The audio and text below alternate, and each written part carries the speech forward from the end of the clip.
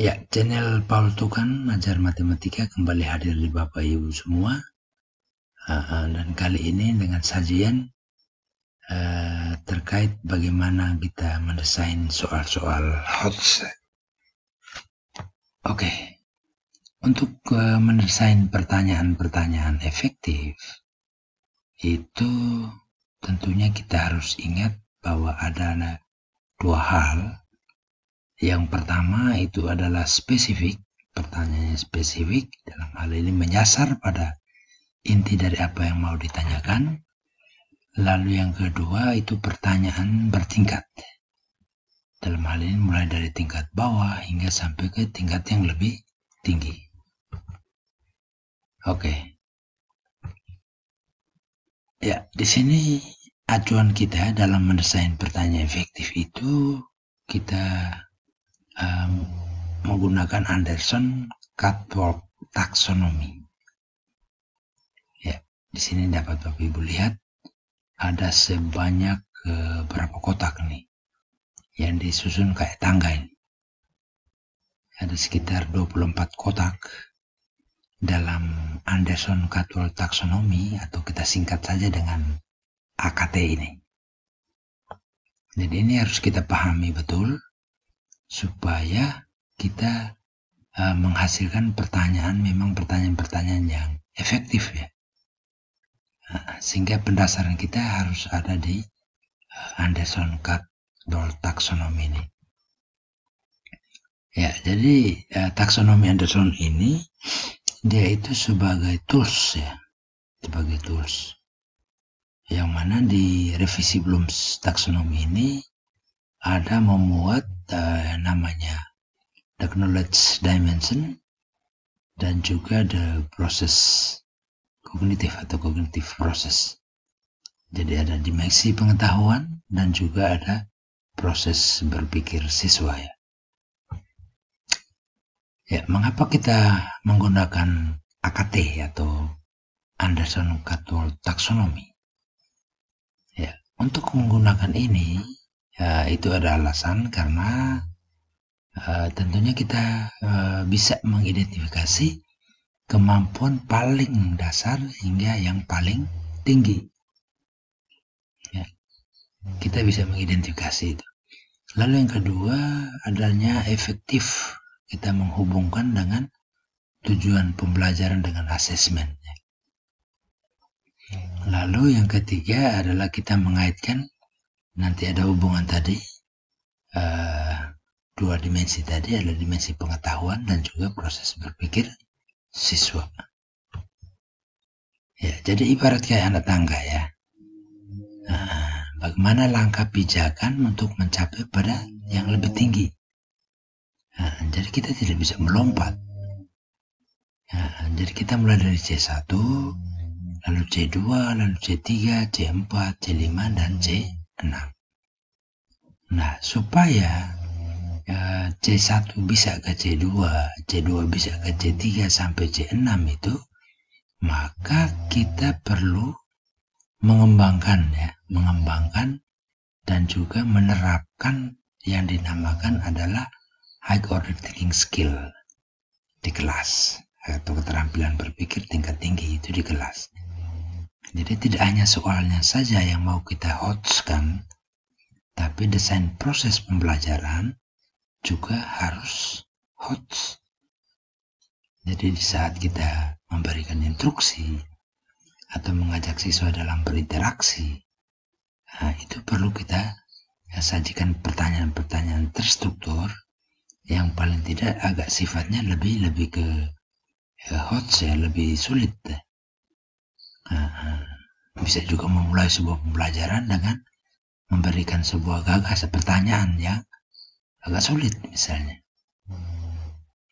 Lalu menggugah pikiran anak-anak untuk bisa memberikan sebuah argumen.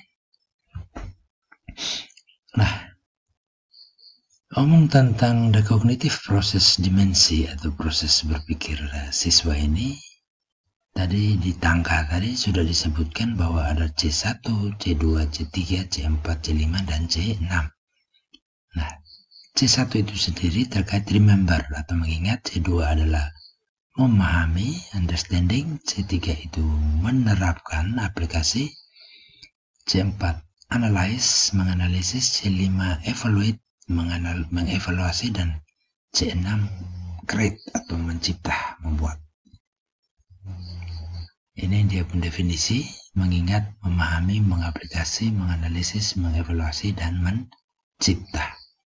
Ini saya pikir Bapak Ibu sudah memahami semua.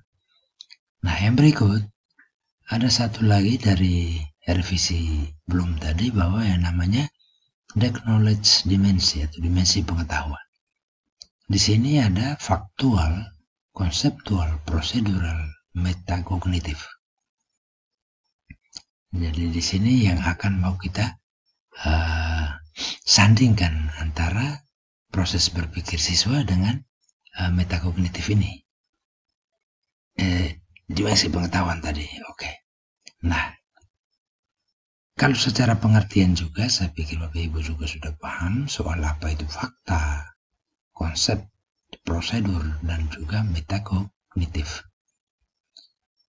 Nah, ini yang perlu kita ingat, bahwa kalau metakognitif itu lebih diartikan pada sudah levelnya sudah disadari ya. Sedangkan di prosedur itu yang dialami, experiencing, dan abstracting itu yang dipahami di konsep, dan juga di faktual itu yang dapat diindra. Ya. Berikut kita lebih ke dalam terkait AKT tadi, yang mana irisan dari proses berpikir siswa C1 sampai C6 tadi dengan dimensi pengetahuan, faktual, konseptual, prosedural, dan metakognitif. Dapat kita sajikan seperti pada tabel di sebelah ini. Ini kayak kita buat koordinat kartesius ya. Ini jadi setiap titik potong di sini yang dihasilkan itu adalah irisan antara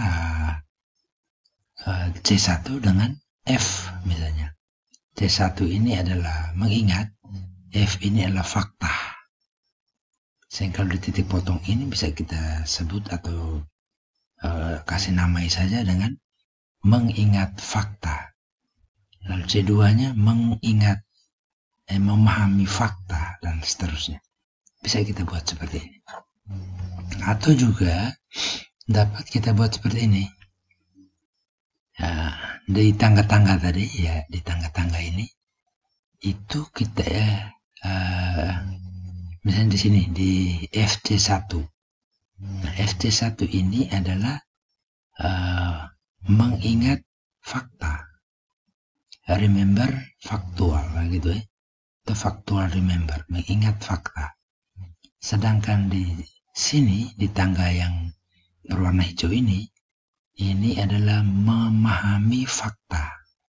Sedangkan di warna kuning ini, tangga yang ini, itu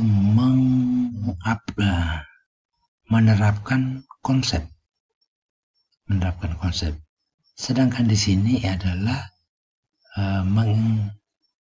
memahami metakognitif. Yang disadari tadi. Sini menganalisis prosedural, PC4. Ya, jadi ada istilah-istilah ini sangat membantu kita untuk bisa memahami soal Anderson-Cadwell taksonomi ini. Sehingga sampai tangga yang terakhir, puncak tertinggi ini adalah menciptakan metakognitif. Jadi bisa dipahami seperti itu. Nah, coba sekarang misalnya saya punya semacam simbol sini, ada anak-anak. Kita bisa langsung tahu apa ini yang dia. Berarti pertanyaan kita ada di sini yang berbicara tentang apa. Maka mengingat konsep. Lalu yang berikut adalah menerapkan prosedur. Nah, di sini menganalisis konsep. Sini mengevaluasi metakognitifnya, dan di sini adalah menciptakan fakta, begitu. Ya, ini secara keseluruhan. dapat dibuat seperti ini untuk mempermudah kita. Atau bisa juga dibuat dengan menggunakan garis seperti ini. Dengan warna biru ini memahami fakta. Lalu yang warna hijau adalah menerapkan prosedur. Warna orange ini adalah mengevaluasi konsep. Dan yang ke warna merah adalah menciptakan metakognitif. Ya. Jadi dengan alat bantu ini dapat mempermudah kita,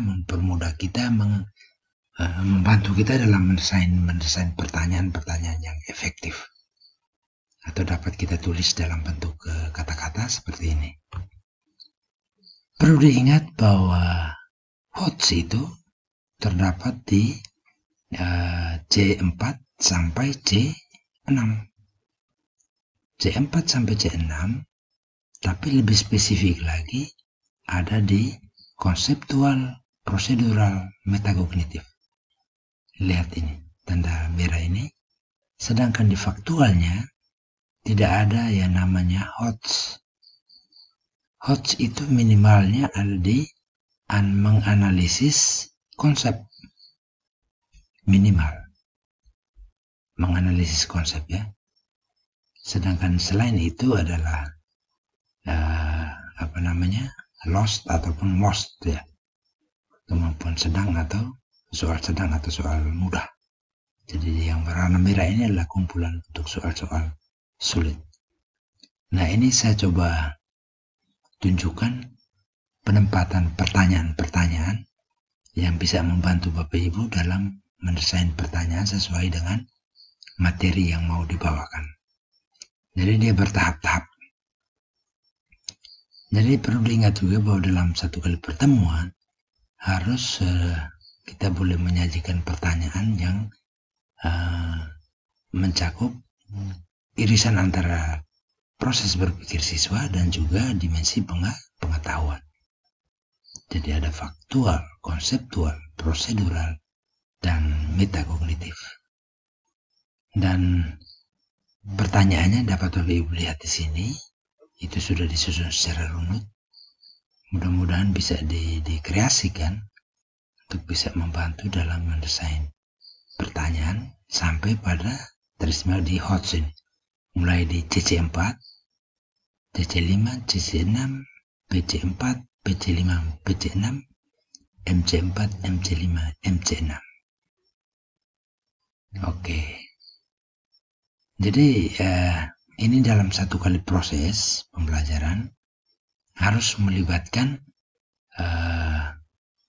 pertanyaan yang spesifik dan juga yang bertingkat. Jadi misalnya jadi kembali kepada indikator kita. Indikator dalam proses pembelajaran kita.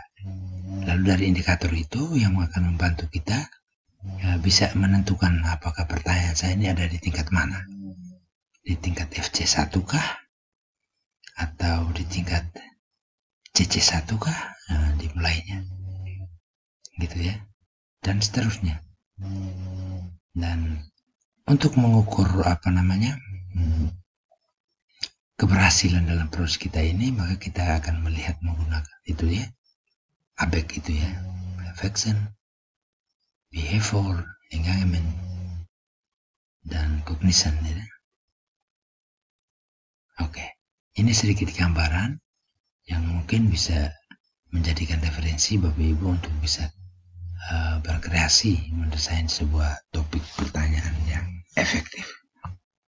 Oke, mungkin hanya ini, kurang dan lebihnya. Dan ini pertemuan saya ikuti bersama dengan HAFEX dalam program Sekolah Juara. Akhir kata, mohon maaf apabila dalam proses penyajian saya ini kurang dipahami, dan mungkin akan dilanjut pada sesi berikut terkait melihat salah satu topik KD ya, dengan indikatornya, lalu kita coba sama-sama menyusun dalam bentuk ini, lalu mana sih pertanyaan-pertanyaan HOTS itu. Oke, sampai bertemu di video saya selanjutnya. Saya akhiri dan selamat bertemu lagi. Salam matematika.